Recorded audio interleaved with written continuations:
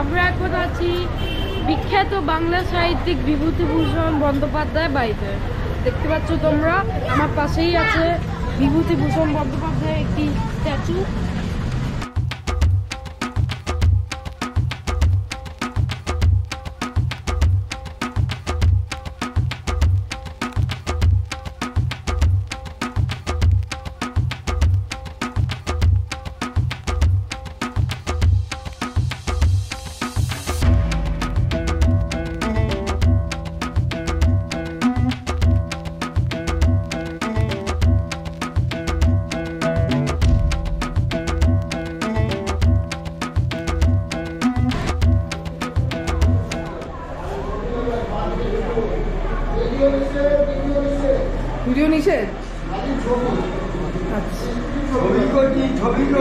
আজকে আমরা এসেছি ঘাটশিলার গৌরীকুঞ্জে। বিভূতিভূষণ বন্দ্যোপাধ্যায় ছিলেন একজন বিখ্যাত বাঙালি ঔপন্যাসিক ও লেখক।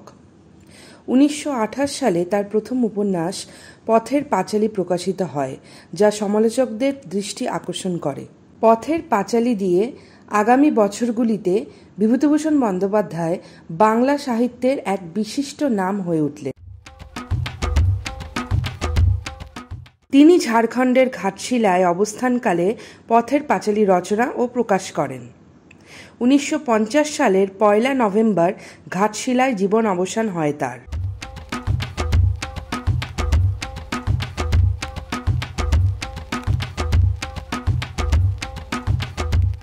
তার বাড়ি ঝাড়খণ্ডের পূর্ব সিংভূম জেলার ঘাটশিলা ব্লকের টাটানগর রেলওয়ে স্টেশন থেকে প্রায় 58 কিলোমিটার দূরে অবস্থিত।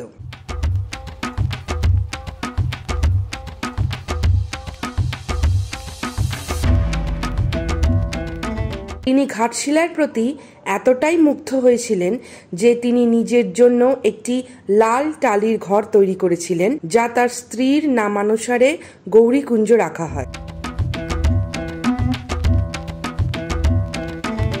এখানেই তিনি তার বেশিরভাগ উপন্যাস লিখেছেন, যা বিশ্বমানের হয়ে উঠেছে এবং ইংরেজি, ফরাসি, জার্মান এবং হিন্দিতে অনুবাদ হয়েছে।